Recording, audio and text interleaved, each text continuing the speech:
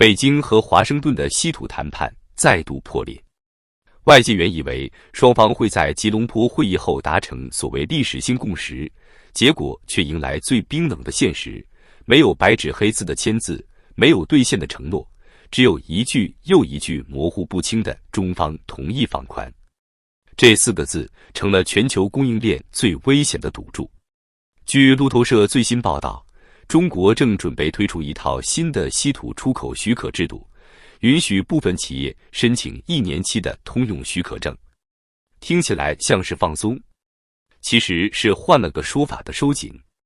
过去每一批稀土都要单独审批，现在虽然1年有效，但依旧需要层层筛查。这就像从铁门换成钢锁，门开了，但钥匙依然在北京手里。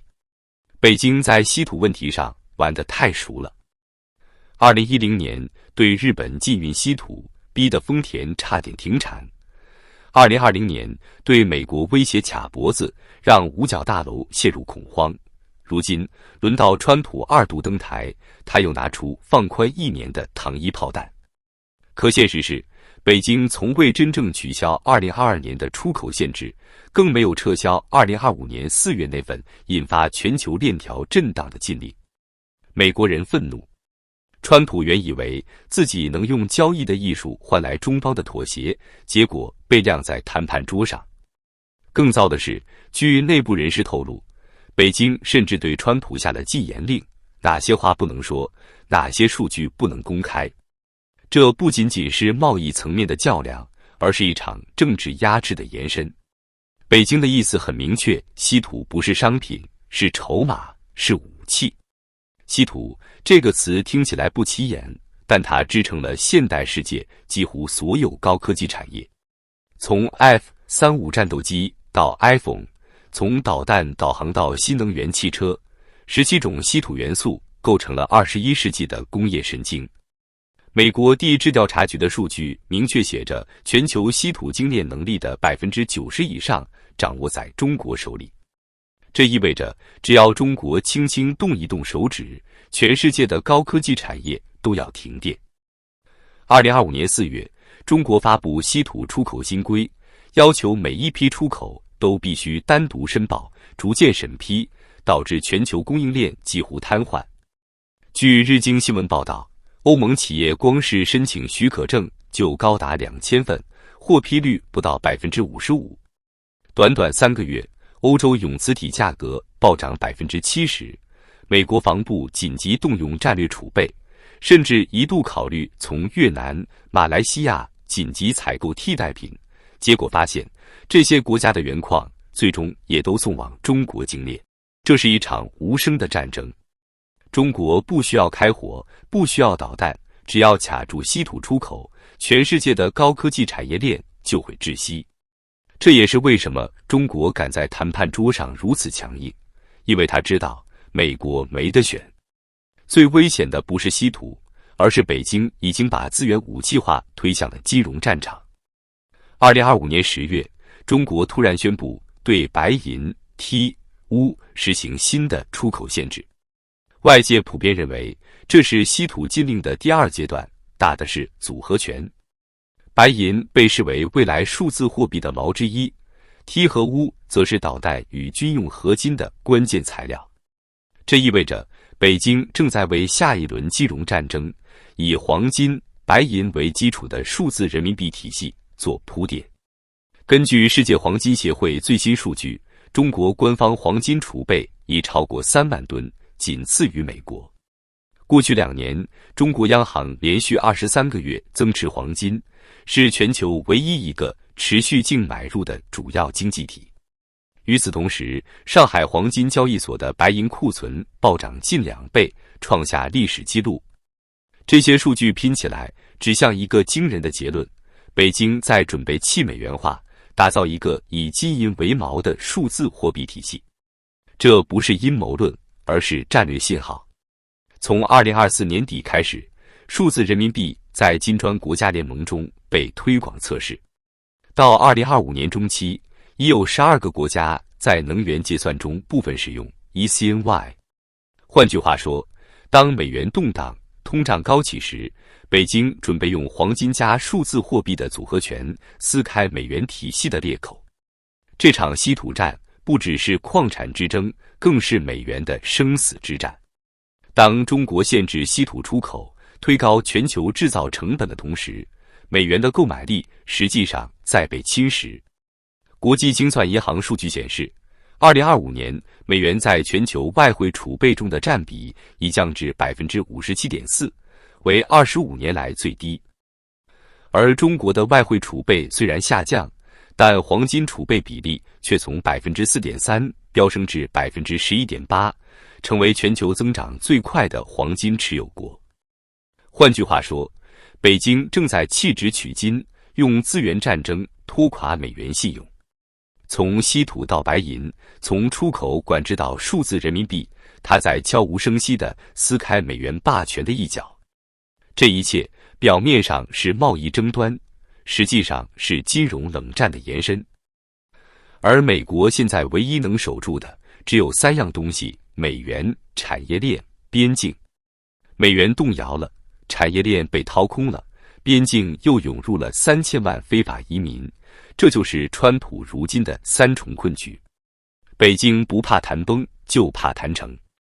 这句话如今在外媒评论区刷屏，因为北京最擅长的不是合作，而是用时间拖垮对方的耐性。2025年4月出台的稀土出口限制至今未撤，10月那份延期1年的新规看似放松，其实只是延迟爆炸。所有企业依然要申请许可证，审批依然由商务部一层层签批。北京官员私下对外企说得很直接，你要急，那就先排队。据日经新闻报道，截至10月底，欧盟提交的约2000份稀土出口申请中，仅有一半获批，而每起获批率更低，不到 47%。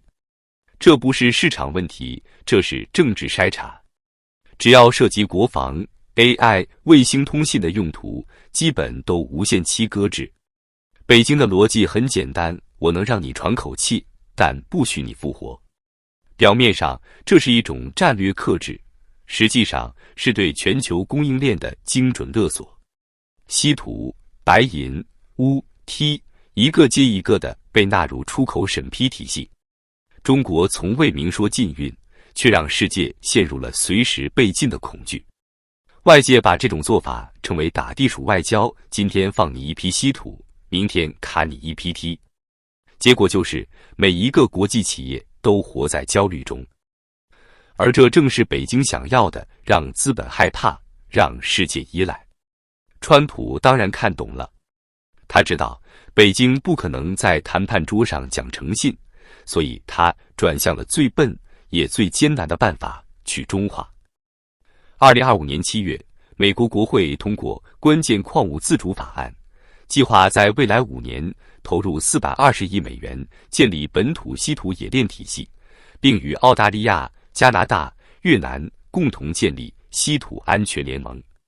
但现实是残酷的，全美仅有一家稀土分离厂能达到商业规模，加州的 Mountain Pass， 它的精炼环节仍需送回中国完成。一旦出口许可再收紧，这条救命稻草也会断掉。于是美国开始走另一条路，将稀土回收列为战略产业，投资再生稀土项目。五角大楼在2025年第3季度拨款12亿美元，支持从电子废料中提炼稀土的企业。苹果公司宣布到2026年将100%使用再生稀土。这听起来像是科技创新的故事，但背后其实是一场绝境求生。因为稀土再生成本极高，纯度低，产量不稳。中国靠低价垄断几十年，美国要补回来，等于是从零重造一条工业文明。然而，北京看似稳如磐石，内部却已暗流汹涌。稀土是它的底牌，也是它的噩梦。随着出口利润下滑，外资撤离，地方财政枯竭，中国的稀土行业正在走向自我掏空。根据中国工信部数据，2025年前3季度稀土开采量同比增长 12%，但出口额下降32%，利润率降至2008年以来最低。换句话说，挖得越多，赚得越少。而地方政府为了 GDP 疯狂审批矿权，导致内蒙古、江西赣州多地出现稀土黑矿再度复燃。环境污染、官企勾结、矿主跑路，这不是战略安全，这是自怨自残。北京高层对此心知肚明，却不敢松手，因为一旦放开出口，稀土的筹码价值就没了。一旦继续收紧，经济崩溃的速度就会加倍。这就是北京最怕的死循环，要么放血，要么断气。美国的智库甚至预测，中国未来崩塌的导火索不会是房市，也不会是金融，而是稀土。因为稀土是中国与世界最后的交集，一旦这个点失控，就意味着北京的战略威慑彻底瓦解。我们曾以为稀土只是矿产，但现在它成了人类文明的一面镜子，映照出权力、贪婪、恐惧与末日感。世界正在被一场看不见的战争吞噬。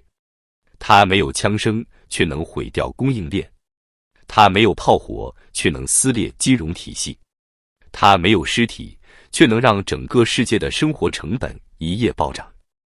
而北京仍在赌，只要世界还离不开我，我就安全。但历史告诉我们，垄断不是安全的保证，而是毁灭的前奏。正如1973年的石油危机最终逼出了新能源浪潮，2025年的稀土危机也许会逼出一个去中国化的科技世界。当那一天到来，北京就会发现，它用来威胁世界的稀土，最终掐死的是自己。